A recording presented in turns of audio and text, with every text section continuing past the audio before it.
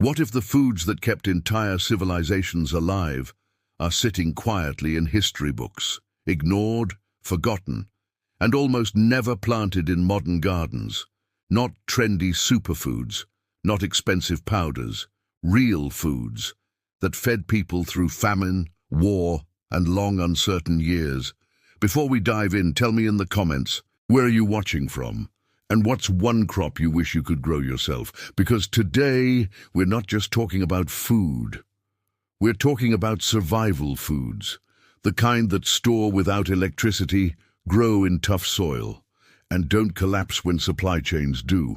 By the end of this video, you'll discover ancient crops that can feed your family with almost no effort, long-lasting foods that store for months or even years, and a forgotten survival plant, so powerful and resilient. It may have sustained people in the wilderness for years. And stay with me, because near the end, I'll show you one plant that can quietly sit on a shelf and still be edible years later. Right now, food feels normal. Grocery stores are full. Everything looks stable. But history tells a very different story. There have been countless moments, wars, droughts, economic collapse, where food didn't come from shelves. It came from what people could grow, store, or gather. Your grandparents probably understood this. Maybe they kept sacks of grains. Maybe they dried fruits. Maybe they knew which wild plants you could eat when nothing else was available. And then, slowly, we lost that knowledge. We traded resilience for convenience. But here's the truth most people don't want to hear. Modern food systems are efficient, but fragile. One disruption, fuel, transport, climate, and suddenly, things change. That's why today, we're going back. Back to foods that don't spoil easily, grow in poor conditions, and don't demand constant work, perfect for aging bodies or busy lives. And in a moment, I'll show you one humble grain that outperformed modern staples in both nutrition and stability. Let's start with something simple, but incredibly powerful. Olive oil. Not just a cooking ingredient.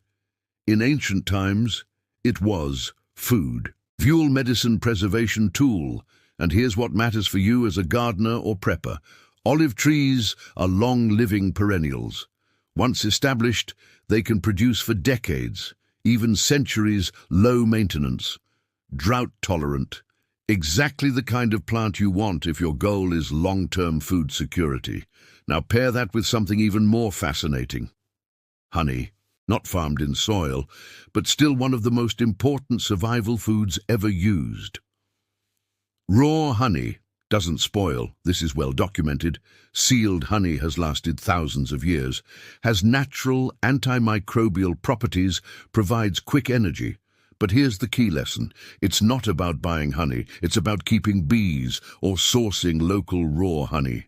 Because in a real disruption scenario, sugar disappears fast, honey doesn't.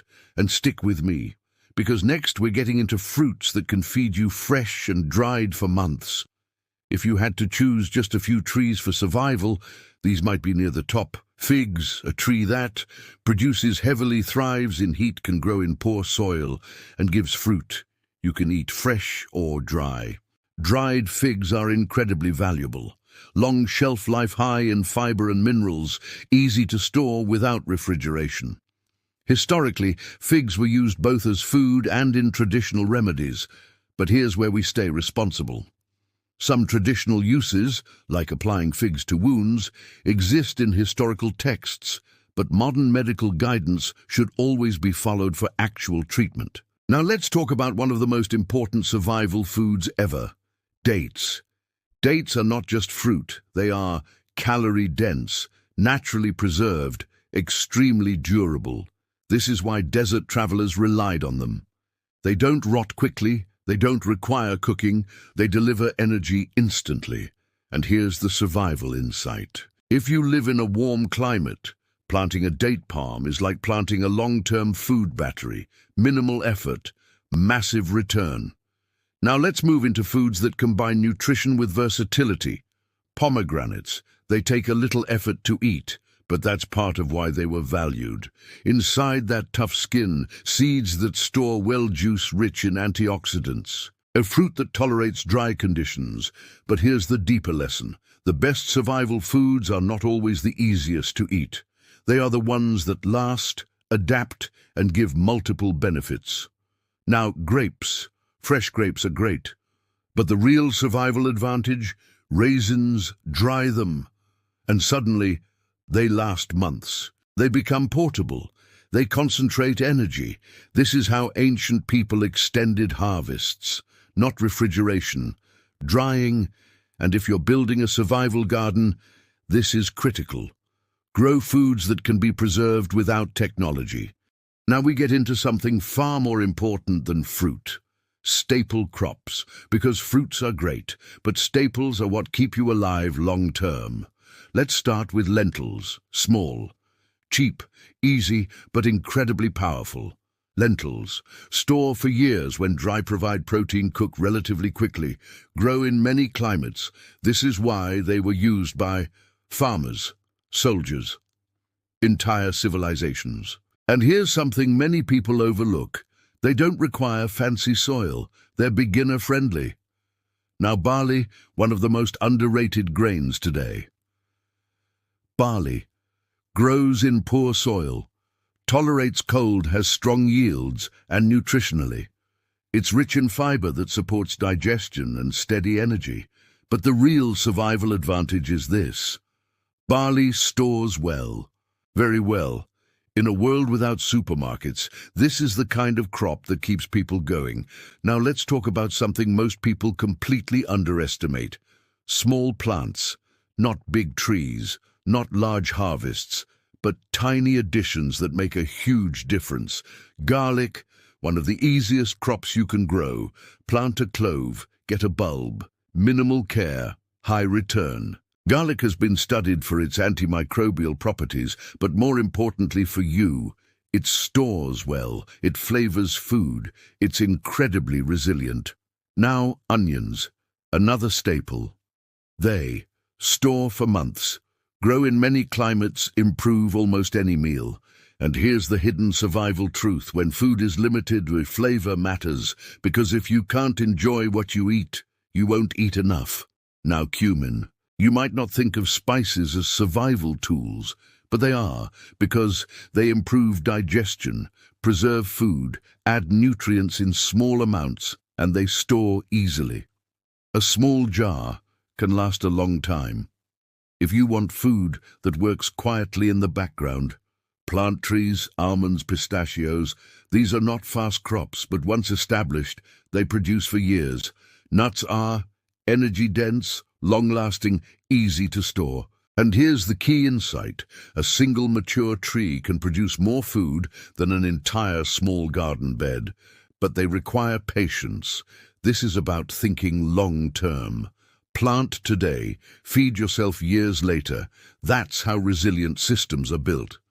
Now let's talk about the one I told you to wait for, a plant most people have never grown, never tasted. But maybe one of the most underrated survival foods on Earth, carob, also known as locust bean. This tree produces long pods that are naturally sweet, store extremely well, require almost no processing. Carob is drought-resistant, long-living, low maintenance. And here's the fascinating part. The pods can sit, dry, and remain usable for a long time.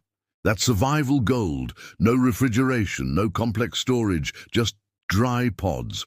Now there is historical debate about whether locusts in ancient texts referred to insects or carob pods. There is no universal agreement, and it's important to say that clearly. But regardless of interpretation, carob itself is a real, documented survival food used for centuries. And if you live in the right climate, it may be one of the smartest trees you can plant. So what does all of this really mean? It's simple. If you forget everything else, remember this. Don't build a garden for today. Build a garden for the day when things aren't easy. Plant long-living, tree-durable staples, easy, low-effort crops, mix, perennials, storage foods, simple herbs. And most importantly, Design it for your future self, the version of you that has less energy as time, but still needs food. Now here's your first step. Pick just one plant from this video, not 10, and start. Because food security doesn't come from watching videos. It comes from planting something and keeping it alive. If this helped you, tap like so more people can see it. Subscribe for more real, practical survival gardening knowledge. And in the comments, tell me, which one of these are you planting first? And where are you watching from? And if you want, next I can make a video on 10 edible weeds growing in your yard right now. Just comment, weeds.